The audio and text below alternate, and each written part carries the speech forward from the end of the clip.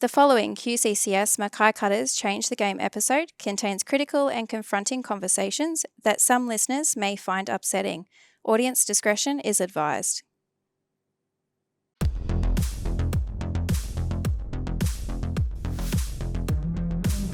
Change the Game, proudly brought to you by the QCCS Mackay Cutters.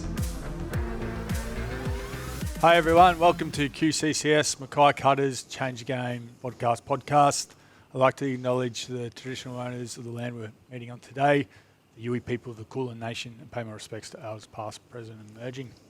Today, our conversation is around resilience, the Resilience Project, and we're very lucky to be joined by Ray Thompson. Welcome, Ray. No worries. Thanks for having me, mate. Glad to be on the show. I've heard a few of the podcasts before, so excited to be here. We're very excited to have you. You're in Mackay this week with Hugh from the Resilience Project, and going out into community and helping people with their resilience and the pillars that the Resilience Project are built on. Yep. Yeah. So we've been pretty lucky to have started the partnership, I suppose, with the Resilience Project back in 2018. I first came in contact with the Resilience Project in 2015 when Hugh came up to the North Queensland Cowboys and delivered to our club, to our players, to our staff and to our partners. And from that point, I sort of found that I was doing the pillars of the Resilience Project anyway, but it put meaning behind it. It put words and actions to it, and put reason as to why I would do it or why I should do it. And it motivated me to continue to do it even more so. I was going through a few challenges myself on and off the field. And then those challenges continued until, forced into retirement in 2017. And I was very fortunate that the club kept me on. They saw value in me at the North Queensland Cowboys. I was always someone that put my hand up to do community work, and the club saw that and once again saw value in it, and they kept me on. From that point, our CEO at the stage, Greg Tonner, saw value and really appreciated the program, found out that there was a school-based program that aligned with the Australian curriculum. It was running in Victoria. Those guys are based in Victoria, and he thought, let's make it available to North Queensland schools. And from that idea, we've been able to take it across the whole of North Queensland into regions such as Cairns, Townsville, Mackay, out to the Pioneer Valley region, and everywhere in between, Innisfail, Tully. It's grown from strength to strength. And I think it's, through the pandemic and, a lot of the challenges that we've had in society, it's a testament to the program, how much it's grown. Yeah.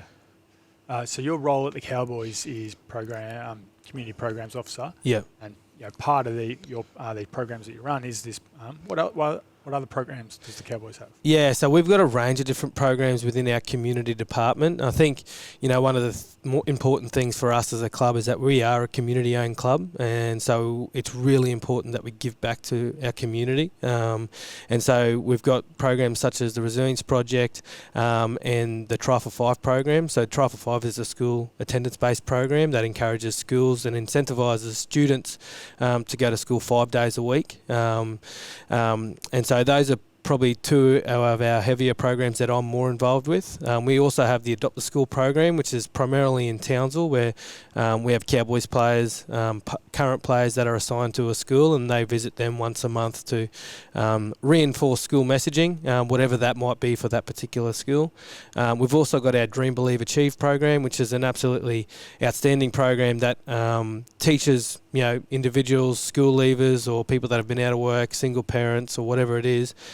It gives them a Cert 3 in hospitality, and they can be supported through that into a diploma. We support them. We have a mentor for that one called Albie Rubin. He's been awesome with engaging with community members to be involved with that program. Alara Learning is a big part of that program for us. And then we've also got our NRL Cowboys House, which houses over 100 students from remote communities that don't otherwise have access to secondary education. And so, there's a range of different communities there. There's about 52 boys, I think, and, upwards of 50 girls as well. So there's a boys and girls campus, and we're basically like an accommodation or a hostel in some respects, and then they go to various different schools within Townsville. So Yeah, it seems like there's great synergy through your programs and all your messages Yep. and your outcomes Yeah. that the Cowboy community team is achieving. So, Yeah. firstly, well done and congratulations. Yeah. I think, and to be able to bring projects like the programs like the Resilience Project to our community, Mackay, Yep. our kids here and schools get a lot from that. What are some of the things when you're going out to these communities that you're experiencing, and what are they experiencing when the Resilience Project comes to the school? Yeah, so we absolutely love coming and visiting, places like Mackay and through that Pioneer Valley region, and so far, the reception has been absolutely phenomenal. Everyone's so grateful that we're here, and to be able to experience and deliver this program over the last couple of years has been, a lot of chopping and changing, and the world's experienced a pandemic, so the resilience that the community has in general has been outstanding, and we're so grateful to be able to deliver this program to the community. I guess, in a nutshell, the Resilience Project's based on 3 pillars: gratitude, empathy, kindness, and mindfulness. And what we do is we go out to the communities, we go out to schools, and we go out to community, and we talk about and teach the pillars of gratitude, empathy, mindfulness to basically anyone that wants to listen. And what we do is we create that emotional connection to those pillars through our own experience. I think, one of the things that I'm really lucky to have done is represent the North Queensland Cowboys on the rugby league field. So when I get to go into a school or into a community, for whatever reason, I have a little bit of authority and I can talk about those experiences. And one thing I do constantly is normalize failure, because, there's plenty of journeys that I've been on and experiences that I share that, I failed and failed and failed again. And so what we do is we teach students in particular that it's okay to fail. It's how you respond to that and what do you do post that, and making that experience a learning experience, and then moving on from that. And, the kids, they really do get it. When we talk about gratitude and being thankful for what you have and not worrying about what you don't have, the pure joy you see on their face when they start to explain and express what they're grateful for is priceless. When we talk about empathy and showing kindness to each other, the kids understand that, and they understand that when they do something kind for another human being, it not only makes them feel better, it makes them feel better. And then mindfulness, it is a bit of a buzzword at the moment, and I guess it's closely linked to yoga and meditation and those types of things. But the way that I describe it is managing those disruptive thoughts and understanding what your flavour of distraction is when you have those disruptive thoughts. And once again, we use rugby league as our anchor, because everyone understands that. Not everyone likes rugby league, but everyone understands that. And so, when we're walking out to a rugby league field and you're focused on the crowd, or you're focused on the opposition, or you're focused on not making a mistake, you're not in the moment. You're focusing on things that you cannot control. So bringing yourself back to the moment. And, we teach different tools like breathing exercises and like listening to music, or like colouring in, all those types of things that, anybody can do. Yeah. Well, it'd be great for you if I ask you one of those things you talked about just before of your lived experience about failure. 111 games with the Cowboys is no mean feat, but throughout your seasons, you ebbed and flowed of how many games you did play per season, and there was definitely the challenges within that. Yeah, absolutely. I think, I was someone that was probably injury prone, I guess is the term that people like to use, and picked up a few different injuries along the way, and ultimately forced me into retirement. But one of the stories that I always go back to and I talk about all the time, and the kids understand it, is that, in 2015, we, as a club and the region, really celebrated one of the biggest successes that we've ever had in the premiership, our maiden premiership, which was an awesome experience and an unreal thing to be a part of. But yet we had 18 players go down to Sydney to prepare for that grand final. 17 played and one person missed out, and that was me. In that moment, I defined it as failure. I was very excited and really pumped that we won a grand final. But I was also pretty disappointed. we roll into the 2016 season, and I'm motivated as I've ever been. And I don't want to let another opportunity like that slip away. And I don't want to feel like that again. So I worked really, really hard, and I was rewarded for that as well. I got selected in the Auckland Nines to travel over to compete there. We won that in 2014, and so I was competing in that again. I got selected for the Indigenous All-Stars, my second game, and then I also got selected to travel for the World Club Challenge. We played the Auckland Nines. We got beaten by Souths. We came back to Gold Coast, and I was staying in Gold Coast for the week because I was preparing for the Indigenous All-Stars game. Just an awkward accident at training. I got caught in a tackle and dislocated my ankle and broke my leg. I was out for 12 weeks, so I missed the World Club Challenge and missed the start of the 2016 season. Once again, I defined it as failure. It wasn't rational, it wasn't real. It was just stories I was making up in my head. But I was an optimistic person. I practiced gratitude all the time. And so what I saw was that 12 weeks on the sideline saw me to mid-season, which was State of Origin time. And so there was my opportunity. I knew that Jonathan, Michael Morgan, Gavin Cooper, potentially Lockie Coote, they were all going to play Origin, so there was my opportunity. So as I have done over my career, I threw myself into training and I worked as hard as I could to get back into the football field. And I succeeded after about 13 weeks. I played a few games in the Queensland Cup, and then we played the Mackay Cutters actually again at Jack Manski Oval up in Townsville, and I just got caught in a tackle really awkwardly. I made a bit of a half break, and Tautau Moga came from behind, and I subluxed my kneecap, but it came straight back in, and I just took the cartilage out.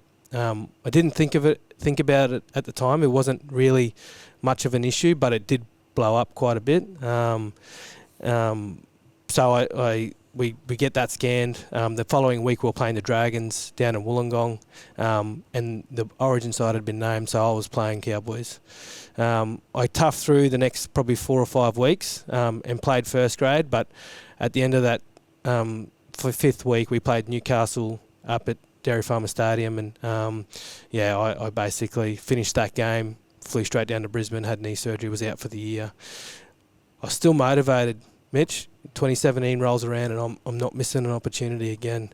Before the season kicked off, I had some more knee surgery, and then we play through the year and we play the Melbourne Storm in the grand final.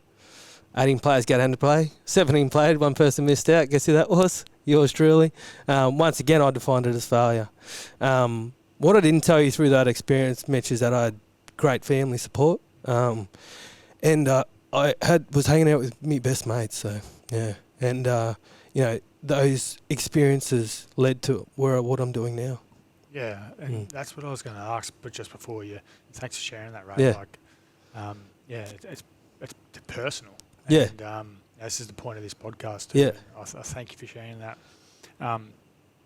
Those people that did support you. Yep. How did they support you? And you reflecting back on that, what were some just moments you can recall and remember that were really important? Oh, look, I think throwing yourself into the team environment is really important. So not isolating yourself was massive for me. And I tell this story hundreds of times through the year, and I don't know why I get emotional, but I always do. I think it's a great thing to be vulnerable and sharing those experiences because it lets people know that they're not alone. But the pillars of gratitude, empathy, and mindfulness certainly helped me as well because, as I said, I threw myself into community work every time I was injured. I constantly practiced gratitude. Mindfulness was one that I always had to work on and continue to work on now. I'm not perfect. I'm not the perfect role model for these pillars at all by any means, but I'm in a position where I get to teach them, and I'm in a position where I'm conscious about what I do and how I do it and how I'm feeling. And a big part of what we do with the Resilience Project is teach emotional literacy as well. So being able to label your emotions as you experience them, and understanding those emotions as well. Because if you can't label the emotions, then you can't find out the cause and you can't fix the situation. So being able to label your emotions, understanding what it is causing that emotion, and then either eliminating the cause or finding a way to manage it. Do you think it would have been different if you're in the same situation as a younger Ray Thompson at the Cowboys?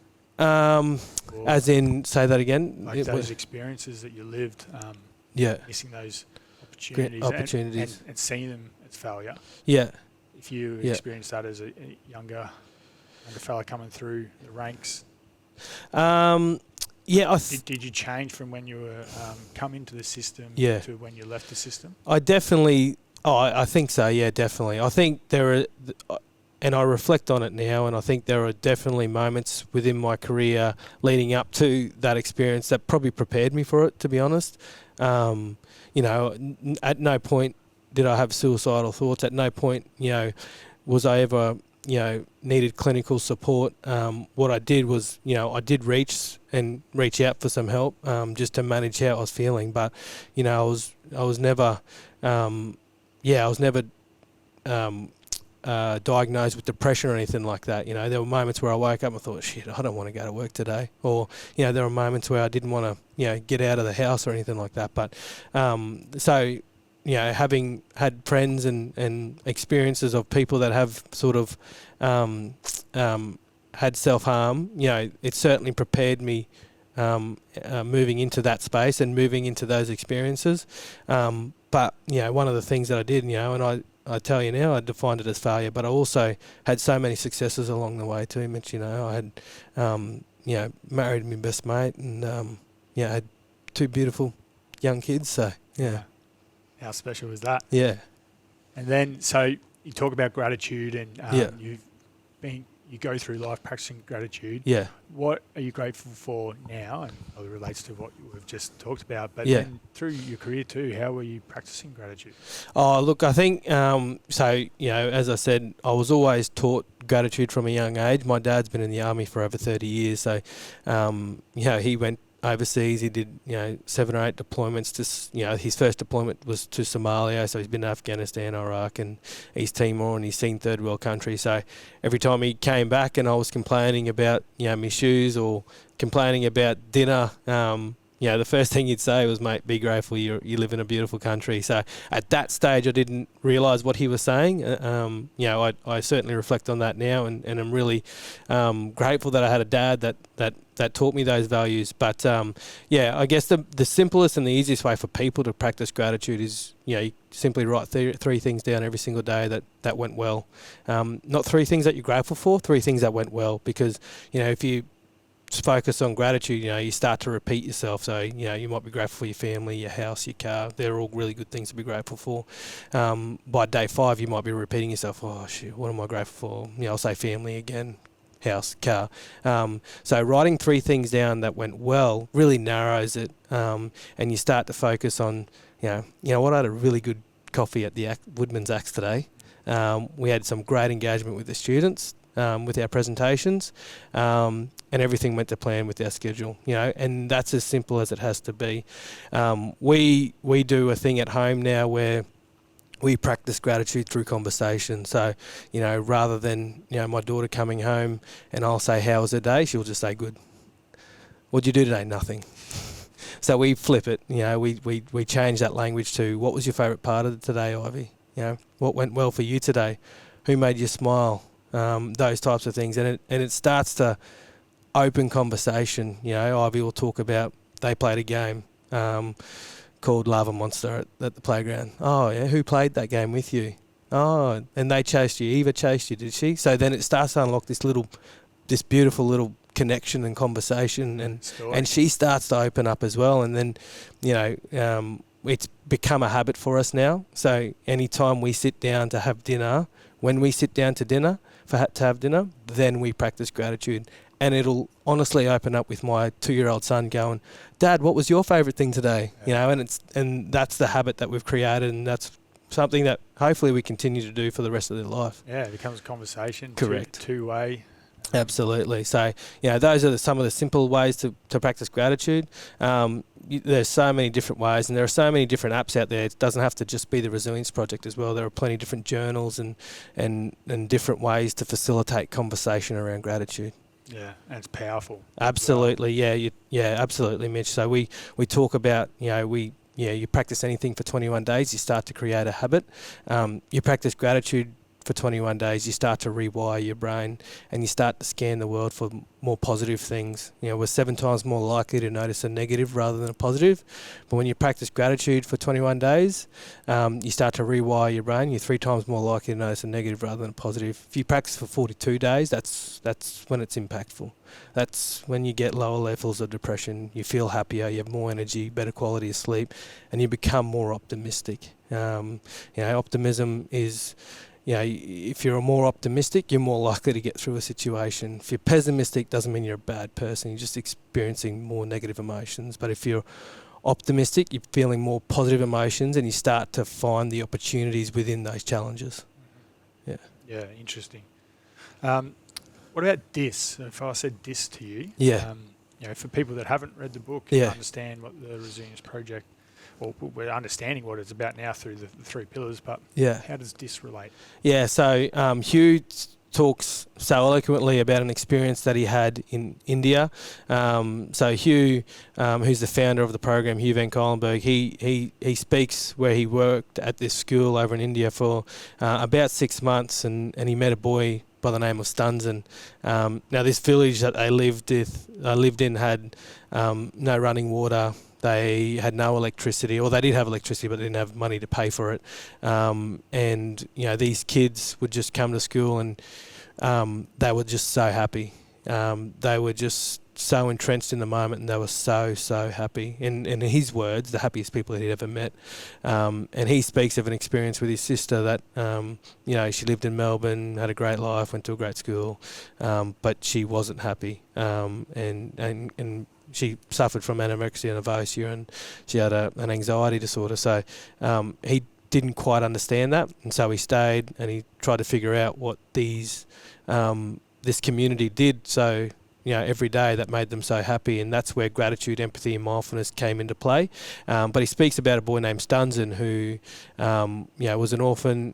Didn't know his mum and dad, slept on the floor, and so he speaks about Stunzen quite a bit. And Stunzen basically practiced gratitude in the moment. So anytime he was doing something and he experienced those emotions, those positive emotions, he would just point to it and say, this. He was trying to say this, but he would say this. And so that's been something that a lot of people have caught on to, and it's really easy for us to teach gratitude that way through the kids because they understand it. If they're with their mates or they're playing handball and they're having a great time, they just say this. So that's Hugh's story, which is absolutely powerful. Yeah. If we move on to empathy, what are some of the things that the project is teaching people how to practice empathy? Yeah, well, I guess empathy in a simple term is the ability to recognise other people's emotions. So and it's probably more than just recognise their emotions. It's actually feeling their emotions and understanding what they're experiencing. If I say you told me that you had your first baby last year, I'm experiencing your emotions because there's a lot of sleepless nights in that. It's about understanding what that person is experiencing and being empathetic towards that. And so the way the Resilience Project teach empathy is through kindness, because when we do something kind for another human being, our brain releases a hormone called oxytocin, and it makes us feel happier. Oxytocin has been linked to the love hormone. So it's one of those things that the kinder you are, the happier you are. And you see it all the time. You can think in your own life about somebody that is so kind, or is always kind to you. They're generally the happiest people that you know. So gratitude. So the Resilience Project work really hard on teaching this empathy and kindness and linking it together. Hugh shares a really awesome story where he talks about he was presenting in front of a room full of brain surgeons, and in his words, can be a pretty tough audience when you're talking about the brain and neuroscience around empathy. And one gentleman puts his hand up and says, this Stunzen was Stunzen kind, and in Hugh's words, he said, he was the kindest person I ever met, without exaggerating. He said that's why he was the happiest person, because his brain doesn't discriminate. And he said, I don't quite understand what you mean. He goes, well, his brain doesn't tell him that, no, you're poor, you don't get that hit of oxytocin, So you're not going to feel happy after you do something kind. So stuns him. Didn't matter what he did or where he lived. If he did something kind for somebody else, he would still get that hit of oxytocin. And that was one of the best ways that I can describe, is that it doesn't discriminate. It doesn't matter who you are or where you live or what sort of car you drive. If you do something kind for another human being, you will feel better. Yeah, and age-old saying of give more, take less. Yeah, 100%. And it's one thing probably Dave, our new Host Pass Cup coach, Dave Elliott, who's come from the Blackhawks, and he drives that culture within this club, and it's a simple thing to say it, but to actually action it and do it. It's powerful because it creates a culture. Yeah, absolutely. And I think it is quite hard to go out of your way and do a random act of kindness, because it's a part of being vulnerable, and not a lot of people are comfortable with being vulnerable as well. So it's something that it needs to be practiced, like anything in life. So if you catch yourself in those moments thinking, I could have probably held that door open, or I could have maybe been a bit more aware and helped that person out, that's a great sign of you looking for opportunities to be kind. And that's all it is. It's about the practice. It's about recognition and getting yourself out of your own head, and how can you service somebody else. It actually happened to me the other day. I was in a fish and chip shop, waiting for the fish and chips, and I had my head in my phone. And I was just waiting, scrolling, not being present. And I caught myself because someone was about to leave and had the hands full with the fish and chips, and at the time I didn't recognise the opportunity and open the door, and someone else did, and I was like, I just missed an opportunity to practice that, and I need to get my head out of the phone. You're present. You're not alone there, Mitch, and I think one of the things that we do, and me and my wife do it as well sometimes, is that we often, if we're going to a restaurant and we're with friends, we want to have a good night, and the kids are sitting next to us and they're bouncing off the walls, we'll potentially give them the phone just to say, hey, we just need a moment.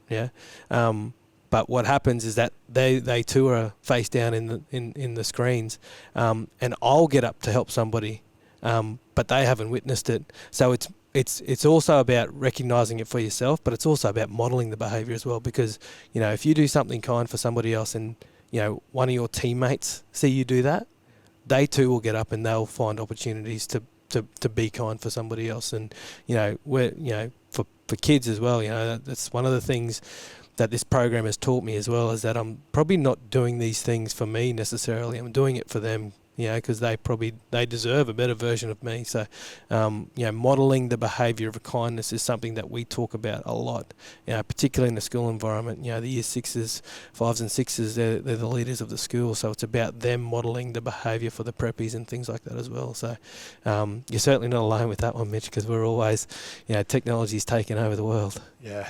Get the head out of the phone. Very important. How to practice mindfulness. And its links.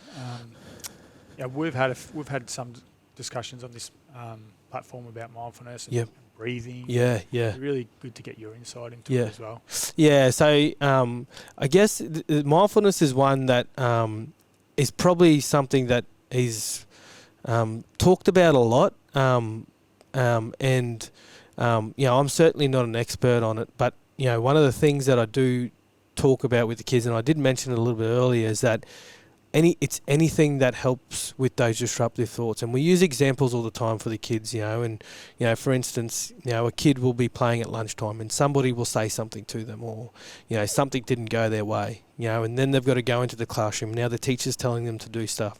They've sat in the classroom for 20 minutes, they haven't heard anything the teacher says because they're focused on what happened at lunchtime. And kids understand that because that's what they experience. And so the way we frame it is it's anything to help with managing those disruptive thoughts. I get disruptive thoughts all the time. Today I'll probably go home, I'll lay down in my bed and I'll probably think about this podcast and think about the things that I could have done better. Those disruptive thoughts are good, But when they come at the detriment of being in the moment with your family, or they come at the detriment of being in the moment with friends and or trying to rest, that's not a good thing. So it's about anything that manages those disruptive thoughts. Now, meditation is a wonderful way. Yoga is a wonderful way. I've been working on meditation a little bit, and it's something that I'm starting to get better at, but I'm certainly not an expert at it. One of the things that I do quite often is I'll catch myself just scrolling on the phone. And we speak about devices. I'll be sitting at home, I'll have nothing to do, and I'll just be sitting on Instagram just scrolling through it, and I catch myself all the time. I was like, I'll turn that off and I'll go for a walk with the kids, or I'll go do something else. And sometimes at night I'll just go for a walk, and that's my way of trying to be in the moment. And it's just about walking around, listening to as many things as you can, or seeing different colours, or trying to recognise something you hadn't noticed before. And about 20 times when I walk the block, I'll catch myself thinking about, I've got this meeting tomorrow, I've got to prepare for that, I've got to do it. And then I'll catch myself and I'll try and bring myself back in the moment. That's not 20 times that I've failed, it's 20 times that I've practiced mindfulness. So a lot of people try and shy away from it because they, probably similar to me, approach it with this accumulated sense of failure because I'm just not that good at it. You know what I mean? But it's just about the practice of it. Yeah. And becomes habit. Correct. Yeah. And a positive habit, and that's what we're absolutely trying to achieve. Yep. Absolutely. And what about letting go? Yeah. So it all relates, and pretty much to what you're talking to as well. But especially for those negative thoughts, and change it into a positive action, behaviour. Yeah, absolutely. Letting go. I think, I shared my experience around football and things like that, and I think, one thing that has probably been spoken about, and I'd never thought about it when I shared that experience, but someone said, "Oh, gee, you probably lost a fair bit of perspective there, didn't you?" And it was absolutely true. I'd probably lost perspective on what was important to me at that time. And so, and there are two really important things around perspective. It's about the power of accepting what is happening, accepting that, sometimes life is really hard. Sometimes it's really tough. So accepting that, sometimes leaning into it and saying, you know what, I'm really struggling here. I need a bit of help. Reaching out to a friend. Who can I reach out to? What can I do? What are some of the strategies that I can implement? It might be TRP, or it might be something else, whatever it is. Just accepting that, I'm going through a tough time. Now, what do I do about that? And then the second one is about gratitude. It's about just being in the moment and thinking, you know what, I've accepted it right now, but I've got my parents here to help me out, and just being thankful for what you have, and not worrying about what you don't have or what's going to happen. We waste so much energy on what might happen, rather than just being right here, right now, and just, let's get through it. And, I use a phrase all the time on the radio, bite down on the mouth guard, and just take this moment as it comes, and we'll deal with what happens next. Yeah, it reminds me, one thing we're going through at the moment is, we're in a really high work period. Everyone has their peaks and troughs with work and stress. And for our guys in here, we're tackling challenges, and I'm trying to get the guys to think about, what's the opportunity from this as well, rather than looking at all the negative aspects of it, or the dead ends, the negative outcome. What's an opportunity that can be a positive? And having that focus, and it's working. Absolutely, 100%, and that's where optimism comes into play. So it's not about optimism is not about just focusing on the positive. It's about not overlooking the positive. And so, the experience is going to happen, and we're gonna get through it at some stage. But if you don't see a better case scenario, if you don't see the opportunity out of this, then we don't have hope. You're not going to be able to get through it and learn from it. You're not going to find the opportunities within those experiences. So optimism is so powerful. Or alternatives. 100%. Solutions. Yep. Having Yeah. That kind of mindset, and that's what we're driving. Yeah, 100%. And a lot of schools use it explain it as a growth mindset. So you're always finding that opportunity. Yeah. Very good. All right. So what's some things we've talked about the strategies that you use through your career, but is there anything else that you can relate or share that has helped in your footy career for any of our guys that have might be going through a tough time at school or even through their rugby league journey? What's some strategies or some advice you can give a local Mackay cutter? Yeah. I guess, one of the things